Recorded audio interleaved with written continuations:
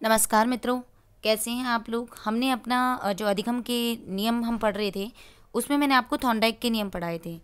और थॉर्नडाइक के नियम में मैंने आपको मुख्य नियम और उसके गौण नियम के बारे में बात करी थी। मित्रों, मुख्य नियम में हमने 3 नियम पढ़े थे, जिसमें पहला है तत्परता का नियम। आज हम इन सब की डिटेल पढ़ेंगे मित्रों वापस से एक बार। देखिए, तत्परता का नियम का अगर हम देखें तो तत्परता जो शब्द है उसका वुडवर्थ ने कहा, तत्परता शब्द से हमारा तात्पर्य होता है मानसिक तैयारी से। अर्थात कि हम किसी कार्य के लिए तैयार हैं या नहीं हैं, उसको संपादन करने के लिए हम तत्पर हैं या नहीं हैं।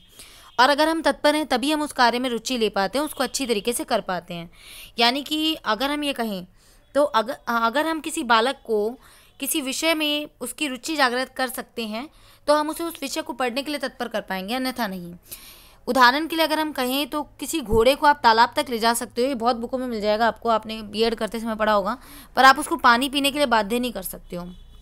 सिमिलरली आप मजदूरों को ले जाके खेतों में छोड़ सकते हो, पर उनको कार्य करना इस चीज़ के लिए आप बाध्य नहीं कर सकते हो। वो तभी हो पाएगा जब उनकी रुचि होगी, ठीक है। और बालकों की जब तक उस विषय के प्रति रुचि जागृत नहीं होगी तब तक आप कितने ही प्रयास कर लीजिए वो उस चीज़ को नहीं पढ़ेगा।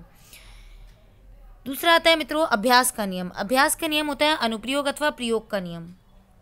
यानी किसी भी जटिल से जटिल कार्य को अगर बार बार अभ्यास करवाया जाए तो चाहे मंदबुद्धि प्राणी क्यों ना हो वो उस चीज़ को सीख जाता है, ठीक है।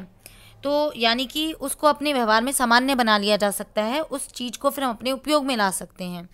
कहने का मतलब, जैसे अगर हम कहें उदाहरण के लिए, तो राम अगर एक विद्यार्थी है और कक्षा में उसका गणित में पहले प्रदर्शन अच्छा नहीं है, पर अब उसने इतनी बार अभ्यास किया कि अभ्यास कर करके उसने अपने कक्षा में गणित विषय के जो प्रदर्शन था उसको सुधार लिया। तो कहने का मतलब है बार बार प्रयास कर कर आपको कोई भी चीज़ जटिल लगे मित्रों, आप उसको आसान कर सकते हैं। नेक्स्ट होता है मित्रों प्रभाव का नियम। हम जब भी कोई कार्य करते हैं तो देखिए उसके 2 तरीके के प्रभाव होते हैं, एक तो अच्छा प्रभाव होता है, एक बुरा प्रभाव होता है। निश्चित ही अच्छे प्रभाव से हमें संतोष मिलता है मित्रों, और अगर प्रभाव अच्छा नहीं पड़ता है तो हमें असंतोष की प्राप्ति होती है। इसको हम जो इसका दूसरा नियम का मतलब, इस नियम को हम ये भी कह सकते हैं संतोष और असंतोष का नियम मित्रों, ठीक है। आगे देखें मित्रों, तो मैंने आपके सामने बात करी थी गौण नियमों की। तो गौण नियमों में मित्रों पहला था बहुक्रिया का नियम, बहुप्रतिक्रिया का नियम। यानी कि किसी भी कार्य को करने के लिए हम बहुत सारी प्रतिक्रिया करते हैं। उदाहरण के लिए देखिए, मैंने इसकी थ्योरी लिखी नहीं है, जैसे कि मैं आपको बताऊं। उदाहरण के लिए एक प्रतियोगी जब परीक्षा की तैयारी करता है, जैसे आप ही जब किसी प्रतियोगी परीक्षा की तैयारी करते हैं तो आप बार बार अलग अलग प्रयासों से उसके लिए तैयारी करते हैं, एक ही तरीके से नहीं। आपका टाइम टेबल एक तरीके से नहीं चल पा रहा तो उस टाइम टेबल में आप थोड़ा सा चेंजेस करेंगे। आपका कोई विषय पहले अच्छा नहीं आता, आप उसका ज़्यादा टाइम देंगे। फिर बाद में जब आप रिवीजन का टाइम होता है तो आपको जो विषय ज़्यादा कठिन लगाता है, जो सब्जेक्ट जो टॉपिक, आप उसको ज़्यादा टाइम देंगे। यानी अनेक तरीके की हम प्रतिक्रियाएं करते हैं अपने लक्ष्य प्राप्ति के लिए। मनुष्य अनेक तरीके की प्रतिक्रिया करता है, अपने उद्दीपन की प्राप्ति के लिए अनेक तरीके की प्रतिक्रिया करता है। इसे ही बहुप्रतिक्रिया नियम कहा जाता है मित्रों। फिर होता है मित्रों सादृश्यता का नियम।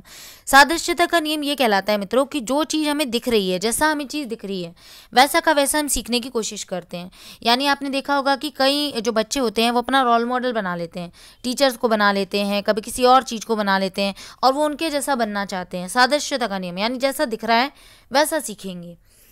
आंशिक क्रिया का नियम मित्रों ये होता है कि इसी क्रिया के नियम के आधार पर देखो हमारा जो पाठ्यक्रम होता है, ठीक है। एक टीचर अपने पाठ्यक्रम को जब उसके सामने, जैसे एक साइंस का टीचर है, उसको साइंस विषय पढ़ाना है तो बहुत बड़ा लंबा चौड़ा पाठ्यक्रम है। वो उसको पढ़ाने के लिए अपने बालकों की रुचि के आधार पर, अपने आधार पर उसको कई छोटी छोटी इकाइयों में बांट लेगा, उसको कई छोटे छोटे टॉपिक्स में बांट लेगा और डेली अपन क्या करेगा, दिनचर्या के आधार पर उसको जाके पढ़ाएगा।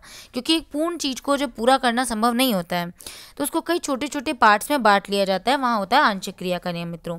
साहचर्यता का नियम होता है मित्रों साथ रहकर सीखने का नियम। देखिए, आप जिस तरीके के उसमें रहेंगे, यानी जिस तरीके के व्यवहार में आप रहेंगे, जिस तरीके के लोगों के साथ आप रहेंगे वैसा व्यवहार आप सीखेंगे। अगर आप पढ़ने वाले, अच्छे संगति वाले लोगों के साथ, अपने टाइम को यूटिलाइज करने वाले लोगों के साथ रहेंगे, सकारात्मक विचार वाले लोगों के साथ रहेंगे तो ऑब्वियसली आपके मन में भी सकारात्मक विचारों की धारा जो होती है वो प्रभाव होगी और आप अपने कार्यों को अच्छी तरीके से कर पाएंगे। पर अगर आप ऐसे लोगों के साथ रहते हैं जो हमेशा नकारात्मक सोचते हैं, जिनकी सोच बुरी है या दूसरों की बुराई करना इस तरीके से, तो आप निश्चित ही अपनी सफलता को प्राप्त नहीं कर पाएंगे क्योंकि आप हमेशा नेगेटिव सोचेंगे।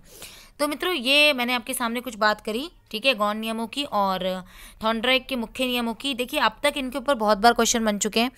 सीधा क्वेश्चन कभी नहीं आता है। वैसे सीधे क्वेश्चन में आपको दे दिया जाएगा कौन सा नियम मुख्य नियम में नहीं है, कौन सा गौण नियम में नहीं है। अपनी लास्ट वीडियो के अंदर मैंने आपको इनके नाम बताए थे और थॉर्नडाइक कौन थे, थॉर्नडाइक कहाँ से रिलेटेड रखते हैं, शिक्षा मनोवैज्ञानिक के जनक थे ये। मैंने आपको बताया था कि 1913 में इन्होंने अपने प्रयोग शुरू करे थे और कई तरीके के पशुओं पर प्रयोग करे थे। मित्रों, अगर आपने लास्ट वीडियो नहीं देखा है तो उसको एक बार ज़रूर देख लें और फिर इस वीडियो को एक दो बार सुन लें। निश्चित ही ये आपकी सफलता में एक हम ये कह दें कि मील का पत्थर साबित होंगे। और वीडियो पसंद आए तो आप इसको लाइक ज़रूर करिए, सब्सक्राइब कर लीजिए, अपने मित्रों के साथ शेयर करिए ज़्यादा से ज़्यादा, और कमेंट बॉक्स में लिखना ना भूलें कि आपको कैसा लगा है। धन्यवाद मित्रों।